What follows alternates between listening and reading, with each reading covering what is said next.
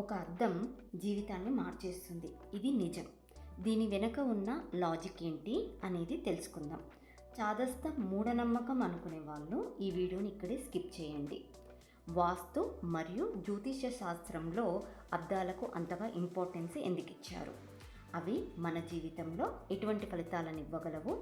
వాస్తురీత్యా గృహంలో అద్దాలు ఎక్కడ ఉంటే మంచిది, ఎక్కడ ఉంటే మంచిది కాదు, ఎనర్జీ లెవెల్స్ని బ్యాలెన్స్ చేయడంలో అద్దాల ప్రాధాన్యత ఎంతవరకు ఉంటుంది? ముఖ్యంగా అద్దాలను వాస్తులో రెమిడియల్ పార్ట్గా వాడతాం కాబట్టి మన లైఫ్లో అద్దాలను ఉపయోగించి ఎటువంటి ఫలితాలను పొందవచ్చు, ఏ ఆకారం గల అద్దాలు ఎక్కడ ఉంటే ఎటువంటి ఫలితాలను ఇస్తాయి అనే అంశాల గురించి పూర్తిగా తెలుసుకుందాం. వీడియో చివరి వరకు చూడండి. ఓం గురుభ్యో నమః, ఓం శ్రీ మాత్రే నమః. అందరికీ నమస్కారం. నేను మీ కర్ణాటక వనిత. ఈ సృష్టిలో ప్రతిదీ కూడా పంచభూతాలతో నిర్మితమైనది. అవి నీరు, గాలి, అగ్ని, భూమి, ఆకాశం. అలాగే ప్రతి దానికి కూడా గ్రహకారకత్వంతో సంబంధం ఉంటుంది. ఇప్పుడు అద్దానికి ఎవరు కారకుడు అంటే చంద్రుడు. అద్దం అనేది చంద్రుడికున్న 16 కళలలో ఒకటి అని చెప్తారు. చంద్రుడు మనస్కారకుడు. అలాగే అద్దాలను లక్ష్మీ స్వరూపంగా కూడా భావిస్తూ ఉంటాము. కాబట్టి అద్దం ఎక్కడ ఉంటే, ఏ ఆకారంలో ఉంటే దాని ప్రభావము ఇంట్లోని వారి మనసు మీద, అలాగే ధనం మీద కూడా ఉంటుంది. కాబట్టి పగిలిపోయిన అద్దాలను చూడకూడదు. కలాయి అంటే అద్దాల వెనక ఉండే రంగు పోయిన అద్దాలను ఇంట్లో ఉంచుకోకూడదు అని చెప్తుంటారు. వాస్తుశాస్త్రానికి వస్తే వాస్తురీత్యా మొత్తము 16 జోన్స్ ఉంటాయి. ఈ 16 జోన్స్ కూడా పంచభూతాలకు సంబంధించి ఒక తత్వాన్ని, దానికి సంబంధించిన ఒక షేప్ని కలిగి ఉంటాయి. అలాగే ఈ 16 జోన్స్ వాటి తత్వాలను బట్టి, షేప్స్ని బట్టి ఒకటి మరొక దానికి ఎనర్జీ లెవెల్స్లో సపోర్ట్ చేస్తాయి, వ్యతిరేకిస్తాయి, ఆపుతాయి. కాబట్టి ఫస్ట్ దీన్ని మనం అర్థం చేసుకోవాలి. ఇకపోతే అద్దం అనేది జలతత్వం, వాటర్ ఎలిమెంట్ని కలిగి ఉంటుంది. అద్దం మరియు వాటర్ యొక్క స్వభావం చూస్తే రిఫ్లెక్ట్, ప్రతిబింబించేలా చేస్తుంది. అంటే అది ఎక్కడ ఉంటే ఆ ప్రదేశాన్ని పెంచే గుణం ఉంటుంది. కాబట్టి కొంత స్పేస్ ఎలిమెంట్ కూడా యాడ్ అవుతుంది. కానీ అద్దాన్ని వాటర్ ఎలిమెంట్గానే తీసుకుంటాము. జనరల్గా అద్దాలు అనగానే మనకి గుర్తొచ్చేవి రెక్టాంగిల్, పొడవైనవి, లేదా స్క్వేర్, 4 మూలలు సమానమైనవి. ప్రజెంట్ టైమింగ్స్లో ఇంటీరియర్స్కి ఎక్కువ ప్రిఫరెన్స్ ఇవ్వడం వల్ల రకరకాల షేప్స్లో వాడుతున్నారు. ఆ షేప్స్ ఏవైతే ఉన్నాయో rectangle, square, round, different shapes ఇంట్లో ఎక్కడ పడితే అక్కడ ఉండడం మంచిది కాదు. ముందుగా అద్దాలు ఉండడమే మంచిది కాదు అనుకుంటే వాటి షేప్స్ని బట్టి డిఫరెంట్గా ఉన్నటువంటి అద్దాలు ఇంట్లో ఎక్కడ పడితే అక్కడ మంచిది కాదు. మెయిన్గా అద్దాలు అనేవి వాటర్ ఎలిమెంట్ మరియు రిఫ్లెక్ట్ చేసి పెంచే స్వభావం ఉంటుంది. కాబట్టి దాని షేప్ని బట్టి ఎనర్జీ లెవెల్స్ని పెంచుతుంది, లేదా ఒక్కొక్కసారి ఆ జోన్కి సంబంధించిన ఎనర్జీని పూర్తిగా బ్లాక్ చేస్తుంది. So shape is most important. ఇకపోతే ఫస్ట్ సాధారణంగా అద్దాలని ఎక్కడ పెట్టుకోవాలి, ఎక్కడ పెట్టుకోకూడదు. సెకండ్, ఏ షేప్ అద్దాలను పెడితే ఎటువంటి ఫలితాలు వస్తాయి. థర్డ్ వన్ వచ్చేసి అద్దాలను రెమిడియల్ పార్ట్గా వాడతాం కాబట్టి అది ఎక్కడ, ఎలా అని చూసినట్లయితే వాస్తుపరంగా అద్దాలను north east centre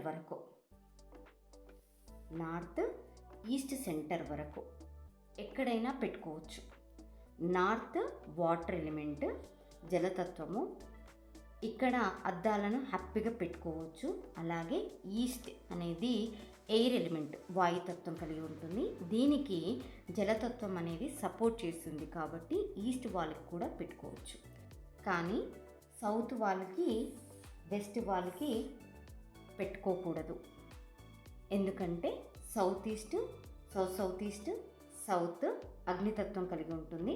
south west భూతత్వాన్ని కలిగి ఉంటుంది. వెస్ట్ నార్త్ వెస్ట్ అనేవి ఆకాశతత్వాన్ని కలిగి ఉంటాయి. వీటిని జలతత్వం అనేది పాడు చేస్తుంది. కాబట్టి అద్దాలని సౌత్ వాళ్ళకి, వెస్ట్ వాళ్ళకి అస్సలు పెట్టకూడదు. ఓన్లీ ఈ వాల్స్కి మాత్రమే పెట్టవచ్చు, ఈ వాల్స్కి మాత్రం పెట్టకూడదు అంటే అలా కాదు. వాస్తుపరంగా జోన్స్ని గృహానికి మధ్య నుండి తీసుకోవాలి. దానికి గృహానికి సంబంధించిన మ్యాప్, డ్రాయింగ్ని తీసుకొని సెంట్రైడ్ చూసి నార్త్ ఎన్ని డిగ్రీస్ తిరిగిందో చూసి శక్తి చక్రాన్ని అప్లై చేసి జోన్స్ని డివైడ్ చేస్తే మనకి 16 జోన్స్ అనేవి క్లియర్గా వస్తాయి.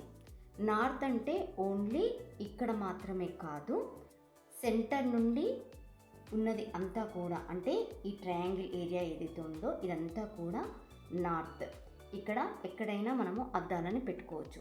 సో దీన్ని బట్టి చూస్తే మనకి గృహంలో నార్త్ అండ్ ఈస్ట్ సెంటర్ వరకు మనము అద్దాలను ఈ ఏరియాలో మనం ఎక్కడైనా పెట్టుకోవచ్చు. కానీ సౌత్ వెస్ట్ వాల్ ఏదైతే ఉందో, సౌత్ సైడ్ వెస్ట్ సైడ్ ఏవైతే రూమ్స్ ఉంటాయో ఈ రూమ్స్లలో అద్దాలని పెట్టుకోకూడదు. కానీ ప్రస్తుత కాలంలో master bedroom, dining area, toilets అన్నీ కూడా సౌత్ వెస్ట్ వాల్స్కే ఉంటున్నాయి. ఇక్కడే మిర్రర్స్ యొక్క యూసేజ్ అనేది ఎక్కువగా ఉంటుంది. ఎందుకు అంటే మాస్టర్ బెడ్రూమ్లో డ్రెస్సింగ్ టేబుల్స్ ఉంటాయి.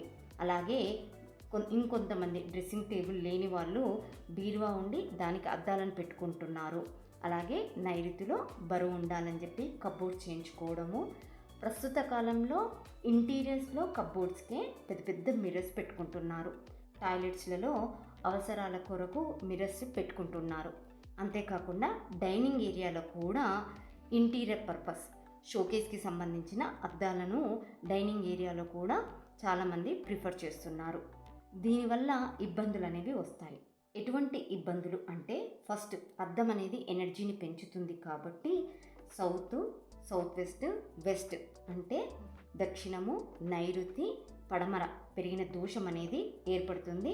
ముఖ్యంగా నైరుతి పెరిగిన దోషం అనేది ఎక్కువగా ఏర్పడుతుంది. ఎందుకంటే అద్దాలని మాస్టర్ బెడ్రూమ్లోనే ఎక్కువగా యూజ్ చేస్తూ ఉంటారు కాబట్టి నైరుతి పెరిగిన దోషం ఏర్పడుతుంది. నైరుతికి రాహు కారకుడు కాబట్టి రాహు యొక్క ఎనర్జీ అనేది పెరుగుతుంది. నెక్స్ట్ 16 జోన్స్ ప్రకారము అద్దం అనేది ఏ ప్లేస్లో లొకేట్ అయ్యిందో ఆ జోన్కి సంబంధించిన ప్రాబ్లమ్స్ అనేవి వస్తాయి.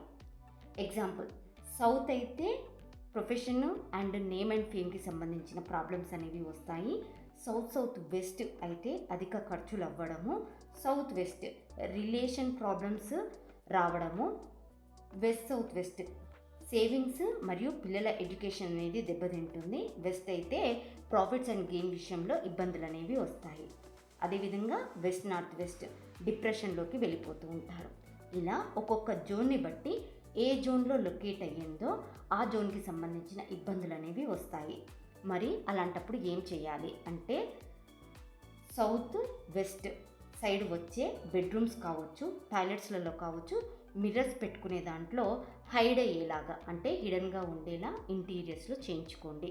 బయటికి తీసి చూసుకుని క్లోజ్ అయ్యేలాగా. అలా కాని పక్షంలో ఆల్రెడీ చేంజ్ చేసుకున్నాం, రెంట్ హౌసు, అలాంటి ఫెసిలిటీ లేదు అంటే ఆ అద్దాలకి కర్టెన్స్ వేసుకోండి బయటికి కనపడకుండా. అద్దాలు అనేవి చాలా ఎక్కువగా ఉన్నాయి అంటే ఇక్కడొకటి ఇలా చాలా ఎక్కువగా ఉన్నాయి, అవసరం లేదు అనుకుంటే మిర్రర్స్ని తీసేయండి, లేదా ఆ మిర్రర్స్కి పేపర్స్ని అతుకు పెట్టండి. మరొకటి ఏంటంటే, సౌత్ వెస్ట్లో వచ్చే రూమ్స్లలో కావచ్చు, టాయిలెట్స్లలో కావచ్చు, మిర్రర్స్ పెట్టుకోవాలనుకుంటే నెంబర్ 1 హిడెన్గా చేయించుకోవాలి లేదా కర్టెన్స్ వేసుకోవాలి. ఇది కంపల్సరీ చేస్తూ ఇంకొక ప్రికాషన్ ఏంటి అని చూసినట్లయితే, ఈ రూమ్స్లలో నార్త్ ఈస్ట్ లేదా టాయిలెట్లో కూడా నార్త్ ఈస్ట్ వాల్స్కి పెట్టుకోండి. ఒక్కొక్కసారి నార్త్ ఈస్ట్ వాల్స్కి పెట్టుకుంటున్నా కూడా అది ఏ జోన్లోకి వచ్చింది,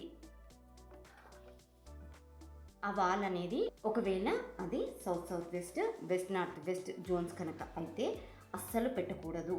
సౌత్ వెస్ట్ అయితే ఖర్చులు విపరీతంగా పెరిగిపోతాయి, అప్పుల పాలు అవుతారు, వేస్టేజ్ అనేది పెరిగిపోతుంది.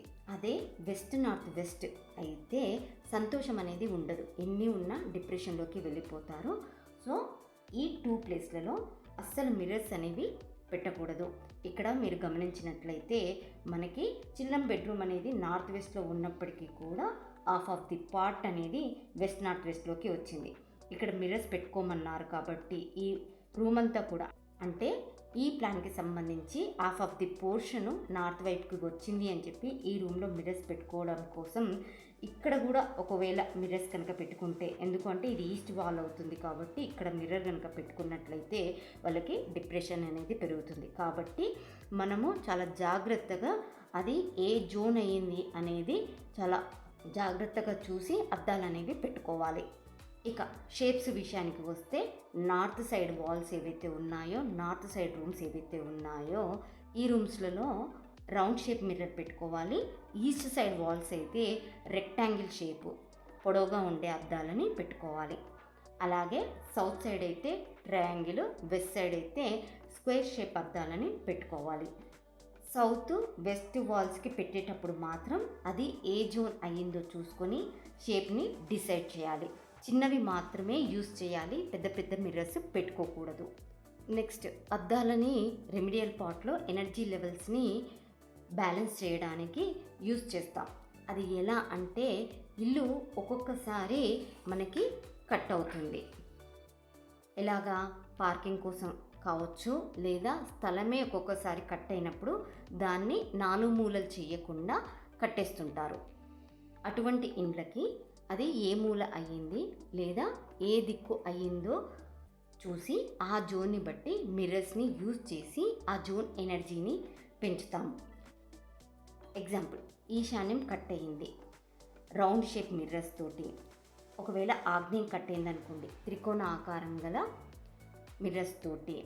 నైరుతి కట్ అయితే చతురస్రాకారం, వాయువ్యం కట్ అయితే రౌండ్ షేప్ మిర్రర్స్ని యూజ్ చేసి ఎనర్జీ లెవెల్స్ అనేవి బ్యాలెన్స్ చేయొచ్చు.